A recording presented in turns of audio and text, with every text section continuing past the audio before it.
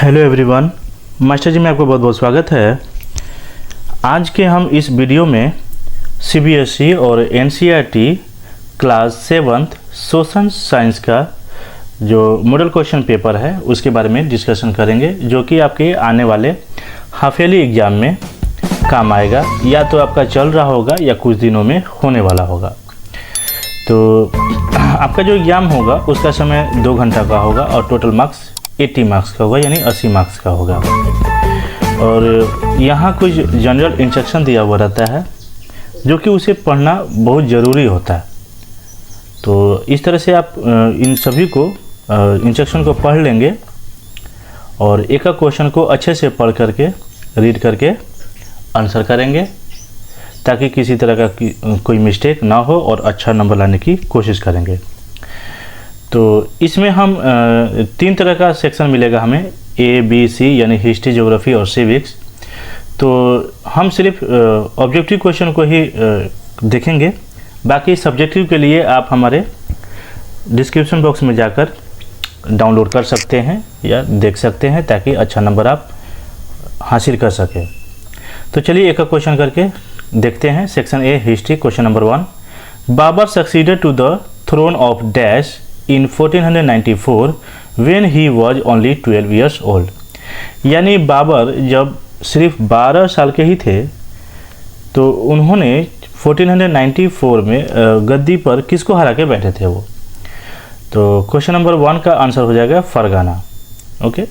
Question number 2, which Mughal emperor fail to control the jagirdars in last year of his reign. यानी वह कौन मुगल शासक थे जो अपने शासन के लास्ट ईयर में जागीरदार खो दिए थे, यानी उनका जो कंट्रोल था उसके ऊपर से, जागीरदारी के ऊपर, वो खो चुके थे। तो क्वेश्चन नंबर 2 का आंसर हो जाएगा Aurangzeb, option D. Question number 3, who built town of Thanjavur. Okay, तो इसका आंसर हो जाएगा Vijayalaya. Question number 4, which ruler constructed a new garrison town named Sri for his soldiers। Question number 4, तो इसका आंसर हो जाएगा Alauddin Khilji. Question number 5, which group of people became important during the period between 700 and 1750। तो इसका answer हो जाएगा question number 5 का option D, Rajput. Question number 6, who among these was a contemporary of Rajendra first. तो इसका क्या आंसर हो जाएगा क्वेश्चन नंबर 6 का option number B, Sultan Mohammad of Ghazni. Question number 7, a Sanskrit prashasti praised which of the following Delhi sultan. तो इसका आंसर हो जाएगा क्वेश्चन नंबर 7 का Balban. Question number 8, which delta became the centre of large kingdom. तो इसका क्या आंसर हो जाएगा क्वेश्चन नंबर 8 का कावेरी। ओके।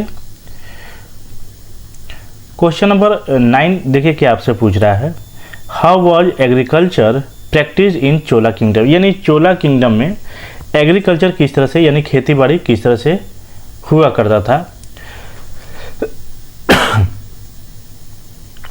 तो वो लोग नदियों के किनारे एग्रीकल्चर प्रैक्टिस किया करते थे, ताकि फर्स्ट तो कारण ये हो जाएगा कि जो नदी के किनारे जो सोइल था वो काफ़ी ज़्यादा फर्टाइल था और उनको इरिगेशन के लिए भी पानी बहुत सहूलियत से, आसानी से मिल जाया करता था।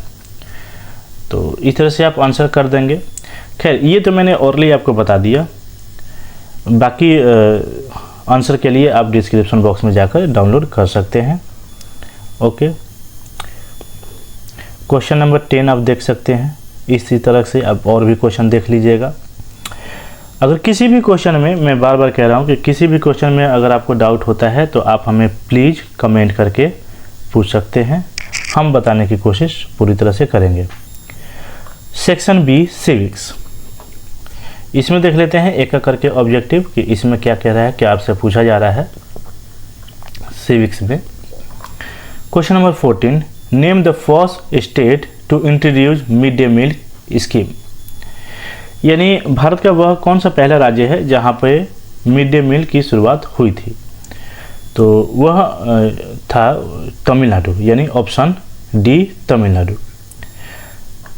Question number 15, name an Afro-American woman who changed the course of American history, that is civil rights movements। तो क्वेश्चन नंबर 15 का आंसर हो जाएगा रोसा पार्क्स। ओके, क्वेश्चन नंबर 16 अब क्या कह रहा है, the public health care system is run by the, यानी पब्लिक हेल्थ केयर किसके द्वारा कंट्रोल किया जाता है, किसके द्वारा चलाया जाता है, तो ये होता है गवर्नमेंट के थ्रू, यानी option B. Option B answer सही हो जाएगा। Question number 17, the legislative assembly of the state of Himachal Pradesh has how many MLAs constituency, यानी लेजिस्लेटिव असेंबली में हिमाचल प्रदेश के एमएलए लोग कितने हैं, यानी उनकी मेंबर कितनी हैं। क्वेश्चन नंबर 17 का, तो इसका आंसर हो जाएगा option D 68। Question number 18, in most societies the role of men and women are, यानी ज़्यादातर सोसाइटियों में मेन और वुमेन का क्या रोल रहा होगा, तो इसका हो जाएगा option B not value equally, यानी दोनों का जो वैल्यू था वो इक्वल नहीं था, किसी का ज़्यादा तो किसी का कम। अब जाहिर सी बात है कि पुरुषों का ज़्यादा होगा, वुमेन्स का कम होगा। Question number 19, Raj Sundari Devi wrote her biography in which language, यानी राज सुंदरी ने अपना बायोग्राफी खुद लिखा था, वह किस भाषा में लिखी थी, तो उन्होंने लिखा था क्वेश्चन नंबर 90 का बांग्ला में।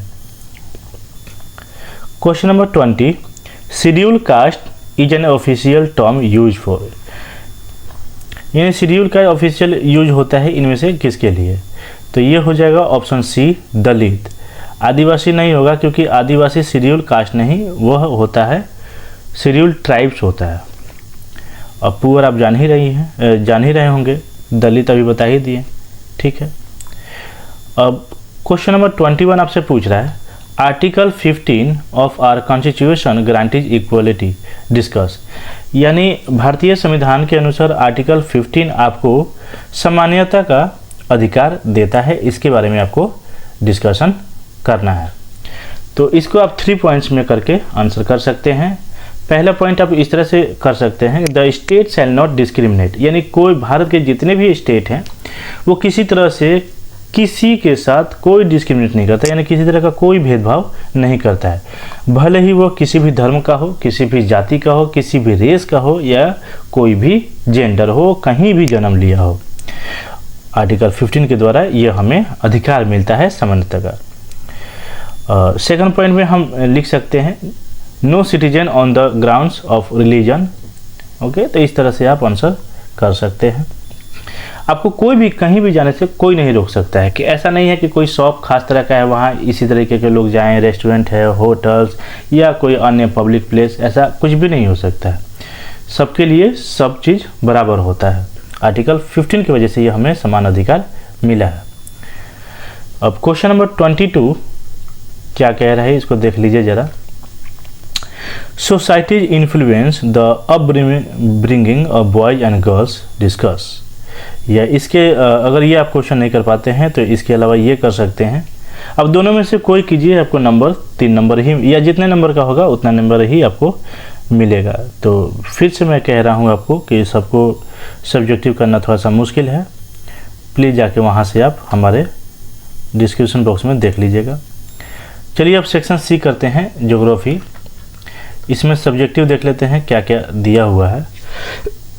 Sorry, question number 26, which of the following is not an abiotic component, यानी इनमें से कौन ऐसा जो है जो अबायोटिक नहीं है, तो वो आंसर हो जाएगा ऑप्शन डी फॉरेस्ट।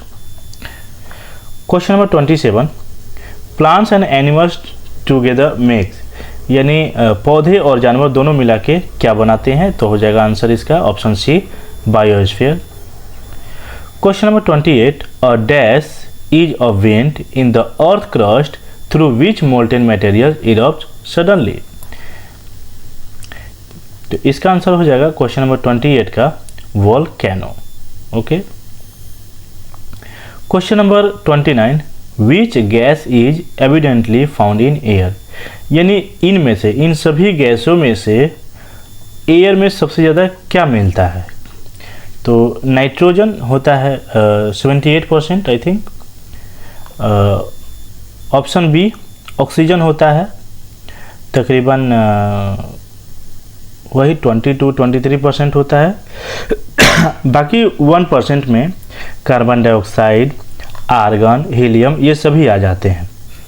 तो इसका आंसर हो जाएगा ऑप्शन ए नाइट्रोजन, क्योंकि 78% होता है। Okay, question number 30, the rhythmic rise and fall of ocean water twice in a day is called a, यानी दिन के समय समुद्र में 2 बार जो लहर होता है पानी का वो उठता है और गिरता है, तो उसे हम क्या कहते हैं? तो इसका आंसर हो जाएगा ऑप्शन बी टाइड्स, यानी उसको हम ज्वार भट्टा कहते हैं। ज्वार मतलब जब पानी ऊपर उठता है उसे ज्वार कहते हैं, और जब पानी गिर जाता है उसे हम भट्टा कहते हैं, यानी ज्वार और भट्टा। और ये होता है यानी रोटेशन के कारण, मून और सन और ये अपना अर्थ के रोटेशन के कारण इस तरह से फेनोमेना होता है। Question number 31, the world water day is celebrated on, यानी विश्व जल दिवस कब मनाया जाता है? इसका आंसर हो जाएगा ऑप्शन डी 22 मार्च, यानी 22 मार्च को। Question number 32, clay changes into dash under extreme heat and pressure, यानी क्ले को हम हीट और प्रेशर में ज़्यादा प्रेशर लगा के रखें या ज़्यादा हीट करें तो वो किस में कन्वर्ट हो जाएगा, क्या बन जाएगा वो? तो वो हो जाएगा slate, option C. Question number 33, the dead sea is located in, यानी डेड सी कहाँ पे लोकेटेड है? तो इसका आंसर हो जाएगा ऑप्शन डी इजराइल में।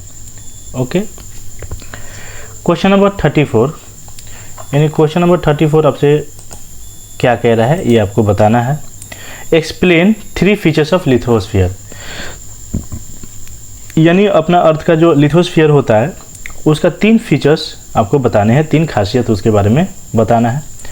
तो इसको भी आप कुछ इस तरह से कर सकते हैं, यानी अर्थ को अगर हम 3 हिस्सों में बांटें तो क्रस्ट, मेंटल कोर होता है, तो जो लिथोस्फीयर होता है उसे हम क्रस्ट कह सकते हैं, यानी जो सबसे ऊपर वाला होता है। और ये काफ़ी पतला सोयल होता है, यानी इसका जो लेयर रहता है वो काफ़ी पतला होता है। और ये किन चीज़ों से मिलकर बना होता है लिथोस्फीयर, यानी क्रस्ट किन चीज़ों से? तो यह मिलकर बना होता है रॉक सॉल्ट और मिनरल से मिलकर बना होता है। अब यहाँ पे लिथोस्फीयर में कई सारे ऐसे लैंडफॉर्म हैं जो बने होते हैं, जैसे mountains, plateau, valley and plains. Okay,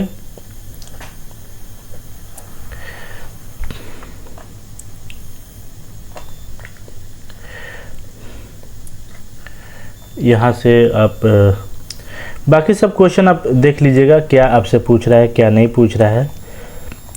अब सबके बारे में तो हम डिस्कस यहाँ कर नहीं पाएंगे क्योंकि वीडियो ज़्यादा लंबा बन जाएगा, और क्वेश्चन आंसर के वीडियो में यानी जो सेशन होता है उसको हम कई पार्ट में बना भी नहीं सकते हैं, हमारी मजबूरी है कि इसको हम बता नहीं पा रहे हैं। तो प्लीज़ मैं आपसे बार बार रिक्वेस्ट कर रहा हूँ कि आप जाके डिस्क्रिप्शन बॉक्स से डाउनलोड करके अच्छे से इसको पढ़िए और एग्ज़ाम अच्छा देकर आइए। सभी बच्चों को मेरी तरफ से बेस्ट ऑफ लक। और अभी मैं लास्ट में बोलता हूँ कि अगर आपने हमारे वीडियो को या हमारे चैनल को अभी तक सब्सक्राइब नहीं किया है तो जाके पहले सब्सक्राइब कीजिए, लाइक कीजिए। किसी तरह का कोई भी डाउट अगर होता है तो कमेंट कीजिए और अपने दोस्तों के साथ शेयर करना तो बिल्कुल ना भूलिए। तो मिलते हैं किसी दूसरे वीडियो में, तब तक के लिए नमस्कार।